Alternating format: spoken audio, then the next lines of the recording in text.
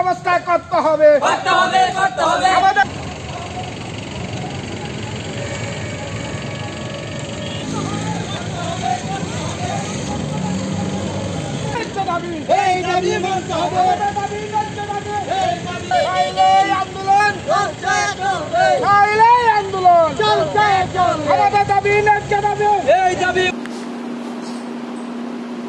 এর মধ্যে বিশালগড় সিপাহীজলা ডিস্ট্রিক্টে 379টা চ্যাংশন হয়েছিল এবং পশ্চিম জেলাতে 556টা।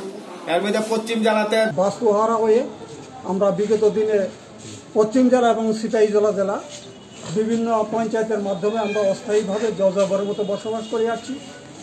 আমরা গণ অবস্থান থেকে, আন্দোলন থেকে এবং আস্তাবল মাঠে আমরণ অন্বেষণ থেকে বহু আন্দোলন আমরা করে যাচ্ছি।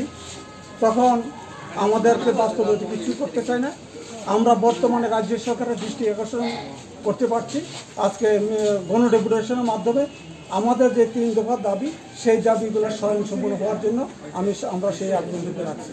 এবং আমরা দেখা যাচ্ছে কিছু কিছু পরিবারকে আমাদেরকে প্রধানমন্ত্রী আবাস যোজনার ঘর দেওয়া হচ্ছে, মাত্র তাদেরকে 1 কিস্তি এবং 2 কিস্তি টাকা দেওয়া হচ্ছে, বাকি টাকাগুলো এখনও দেওয়া হয়নি এবং আজকে প্রায় 1 বছরের মতো চলছে, কিন্তু তারা এখন জরুরি অবস্থায় আছে। এবং যারা আমরা পুনর্বাসন দিতে পেরেছি তাদেরকেও একই অবস্থা, তাদের খাওয়ার ব্যবস্থা নেই, জলের ব্যবস্থা নাই, কোনো বিদ্যুতের ব্যবস্থা নাই। এবং যারা নামে পুনর্বাসন দিয়েছে গভর্নমেন্ট, সেখানে দেখা যাচ্ছে কারো নামে নজর দেওয়া হয়েছে তাদের অ্যাকাউন্টে, কিন্তু আমরা লিখিত আকারে আমরা প্রতিটা মহকুমাতে আমরা প্রদান করেছি যে আমরা এই রেভিনিউটা তাতে মুকুব করা হয়। তার জন্য আজকে আমাদের বিশালগড় মহকুমা শাসকের দৃষ্টি আকর্ষণ হচ্ছে এবং আমরা 5 জন প্রতিনিধি দিন আমরা মহকুমা শাসকের নিকট যাব। ধন্যবাদ। বিগত 20 বছর ধরে আন্দোলন করছেন, এ পর্যন্ত কতটুকু সফলতা পেয়েছে? সফলতা আর কি, সফলতা পেয়েছে 202 জনের জায়গা দিয়েছে, আর 931টা ঘর দিয়েছিল বিগত বামফ্রন্ট সরকারের আমলে। 931টা 2017 26শে ডিসেম্বর আমাদের চ্যাংশন হয়েছিল, কিন্তু 30,000 টাকা করে ঢুকেছে। এবং সরকার পরিবর্তন হওয়ার পরে আজ পর্যন্ত যে 30,000 কেউই পাইছে, 38,000 এরকম। আজকে 5 বছর হয়ে গেল চ্যাংশন হয়েছে, এখন পর্যন্ত বাকি টাকাগুলো এখন পর্যন্ত আমরা দেওয়া হয়। 2018 নির্বাচনের পরে এখন পর্যন্ত কোনো টাকা পাননি আপনারা? কিছু কিছু জায়গার মধ্যে পাইছে, কিন্তু সবটা এখন পর্যন্ত পাইনি।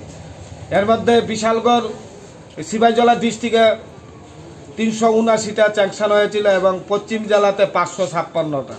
এর মধ্যে পশ্চিম জেলাতে দেওয়া হয়েছে আপনার 328টা ঘর। এরপর আমরা বিভিন্ন সময় মহকুমার শাসকের থেকে ধরে এবং জেলা শাসকের থেকে ধরে, কিন্তু এখন পর্যন্ত তাদের কোনো সাড়া নেই, এই টাকা নেই এই বলছে শুধু। পশ্চিম জেলা ও সিপাহীজলা জেলায় মোট কতজন আছেন উদ্বাস্ত? আমরা টোটাল 6,500 পরিবার আছে। এর মধ্যে কেউ সরকারি চাকরি পেয়েছেন? না না, কিছু কিছু আছে। আপনাদের এর মধ্যে আরেকটা দাবি ছিল, এককালীন 500 টাকা পেয়েছেন? না না, আমরা সরকারের কাছে এবং জেলা শাসকের দ্বারা সবাই হামলায় উদ্বাস্তুদের 3 দফা দাবি দিতে হবে। আমাদের 3 দফা দাবি ন্যায্য দাবি, আমাদের দাবি দিতে হবে। হামলায় উদ্বাস্তুদের অবিলম্বে 3 দফা দাবি দিতে হবে।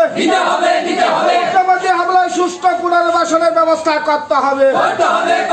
মুখ্যমন্ত্রী হামলায় উদ্বাস্তুদের অবিলম্বে 5 লক্ষ টাকা অনুদান দিতে হবে।